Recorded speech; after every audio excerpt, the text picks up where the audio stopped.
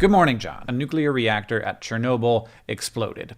This kind of explosion had never happened before and hasn't happened since, and it wasn't supposed to be possible. But why? Why was it supposed to be impossible, and why wasn't it? There are simplified answers out there. I'm not going to get deep into physics, but I am going to be a little bit more robust in how I talk about it because I think it's really interesting to actually understand what happened here and why. But first, an introduction of terms. Nuclear, pertaining to the nucleus, which is the center of the atom that contains the protons and the neutrons. Protons, the nuclear particle that has a positive charge. The number of protons defines what element an atom is. Neutrons, the neutral particle. Why does it even exist? Well, why does anything exist? But basically, for subatomic particle physics reasons, if you have too few neutrons in your nucleus, the nucleus will fall apart. If you have too many, the nucleus will fall apart. Why?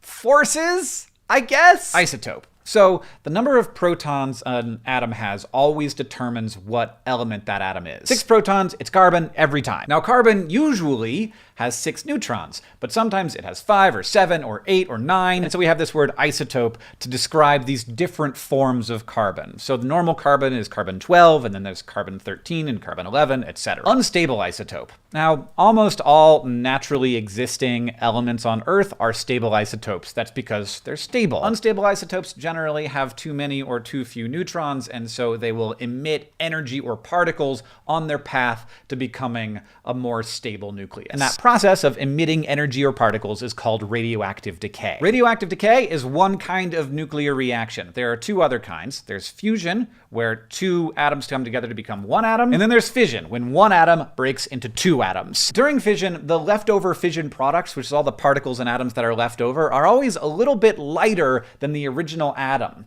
What happened to that mass? Well, it became energy, as described by a pretty famous equation. That energy is most of what we ultimately capture in a nuclear reactor and turn into electricity. The products of fission themselves are unstable isotopes, so they continue to decay inside the nuclear reactor. So heat in nuclear reactors is actually created in 2 ways. One, the vast majority of it is created through the fission of the atoms into smaller atoms. Secondarily, though, heat is produced by the radioactive decay of these unstable isotopes that are the product of the fission reactions. So even after the nuclear reaction stopped, this radioactive decay continues to produce heat. That heat has to go somewhere. It goes into the fuel, and if you can't keep cooling off the fuel, it will melt itself, and then it keeps getting hotter and hotter. It makes itself hotter. As long as these isotopes are unstable and emitting radiation, they heat themselves up, and that can melt through just about anything, which is what we call a meltdown. Now, there is one single naturally occurring isotope on our planet that has a very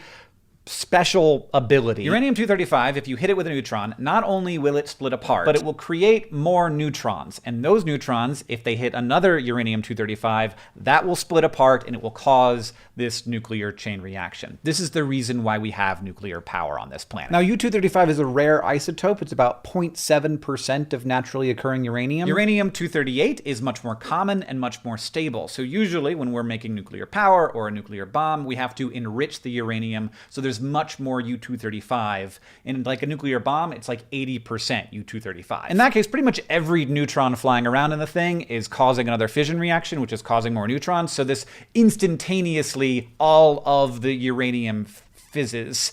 It becomes a bomb. Like, it's a bomb. That's the whole point of the bomb. This is, of course, not what we want in nuclear reactors. We want to be able to very carefully control the speed of the chain reaction. Usually, a super important part of this is enriching the uranium. Not all the way up to 80%, but to some more enriched version than naturally occurring uranium. It's just that enriching uranium, it turns out, is extremely expensive. So the genius-ish thing about the RBMK reactor design, the thing that people liked about it, was that it was a cheap way to use unenriched uranium, or very slightly enriched uranium, to create a self-sustaining nuclear reaction. Now, to do this, because the fissionable atoms of U-235 are farther apart, and there's other stuff in there that can absorb neutrons, you have to do more with the neutrons you have. A primary goal of all nuclear reactors is controlling neutrons. And you can do this in two ways. You can absorb them, which slows the reaction down, or you can moderate them, which speeds the reaction up.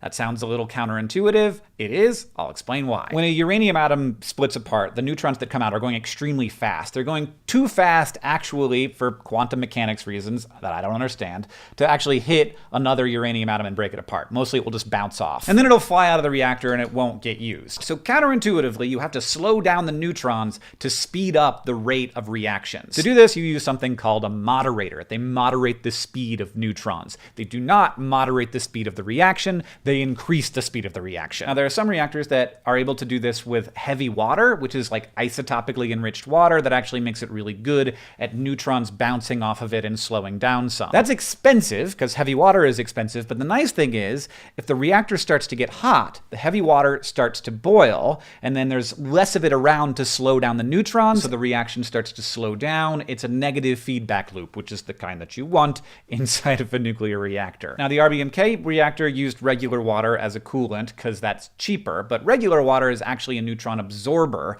That's going to become really important later. So instead of heavy water, RBMK reactors use big, heavy blocks of graphite to slow down the neutrons. That's the neutron moderator. So to sum up, you've got moderators, which help speed things up, and you've got absorbers, which help slow things down. These are your gas pedal and your brakes in your nuclear reactor. And you need these things because there's other stuff that affects the rate of the reaction that changes as the fuel is used. It changes depending how long the reaction has been going. And in all reactors, like in the fuel, you have the buildup of different byproducts of the fission. And some of those absorb neutrons, some of them slow neutrons down. There's a big one, xenon-135, which is part of the decay pathway after uranium breaks apart. So it doesn't show up immediately, it just like ramps up slowly and it starts absorbing neutrons, so you have to pull your control rods out some. There's ways to control all this stuff, but it's complicated, so you need ways to be able to put on the brakes or put on the accelerator. The xenon thing is what happened on the day of the accident. They had basically run the reactor all day in a sort of a perfect procedure for what you would do if you wanted to increase the amount of xenon-135 in your reactor.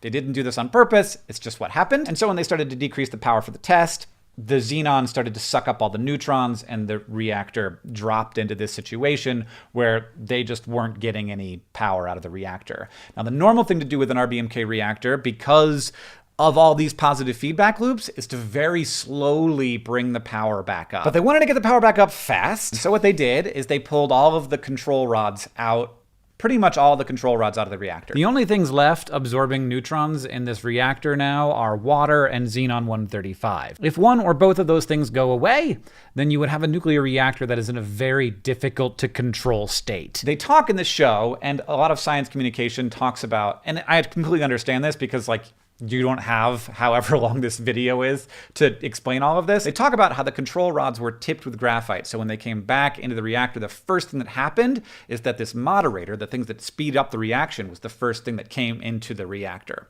Now you might, having heard that version, which is the simplified version, be like, why on earth would you tip a control rod with graphite? Like there's easier, cheaper stuff to tip a control rod with. The simple answer to that question is that they didn't.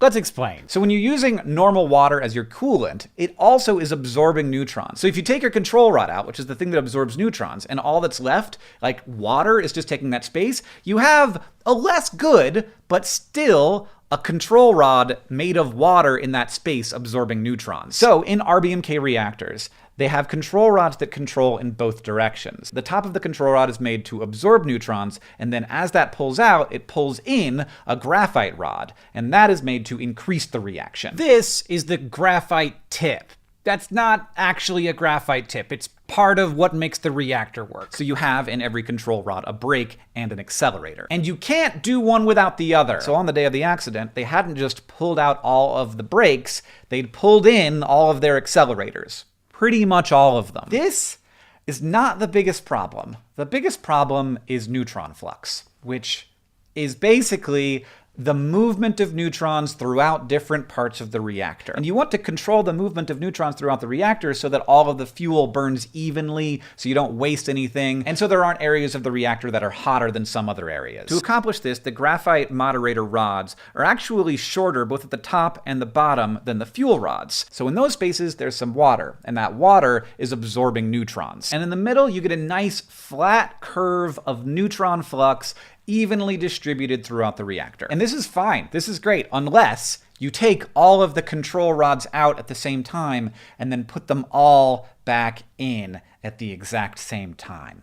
And we'll see why. So on the day of the accident, they had pulled out all of the absorbers, pulled in all of the accelerators, and then you have your positive feedback loops kicking in. Specifically because the flow of water through the reactor had been slowed down, the water started to boil. Water is usually there absorbing neutrons, so it's boiling. And suddenly there isn't as much water there absorbing neutrons, which is increasing the rate of the reaction. And then finally, all of these neutrons that are suddenly flowing around eats up all of the xenon-135, so that control that had been there the whole time is suddenly gone. And then you have the final fatal decision, the thing that you're supposed to do in this situation. When the control rods started to come back into the reactor, the graphite rods displaced the water at the bottom of the reactor until suddenly there was nothing in the bottom row of the reactor that in any way throughout the entire reactor was controlling neutrons at all. So the reactor is already dangerously overpowered, and then localized in the bottom of this reactor, you have this spike of neutron flux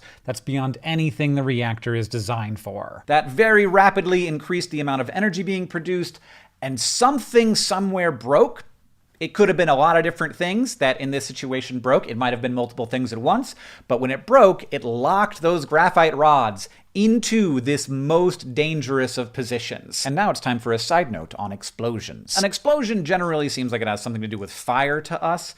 Fire is often a component of explosions. It's why we can see them. So that's what the movie explosions, look very fiery. But explosions actually happen usually when a solid or a liquid converts into a gas. And gases take up much more space than liquids. And as that rapid expansion happens, that is your explosion. That sounds wild, but it's the case. This is all about phase change. And the hotter your gas is, the more space it takes up. And so, the water in the reactor got so hot that it turned into this extremely pressurized vat of steam. So hot that in fact it dissociated into hydrogen and oxygen, which then becomes itself a fuel. The top popped off the reactor. The graphite in this environment became basically fuel, and so it caught on fire. In short, it exploded. Now, Fukushima also exploded. It exploded in a much different way. Instead of the reactor itself exploding, hydrogen escaped from the reactor, and that hydrogen gas exploded, and that damaged the reactor. Bad, but much different from what happened at Chernobyl. All of those isotopically unstable fission products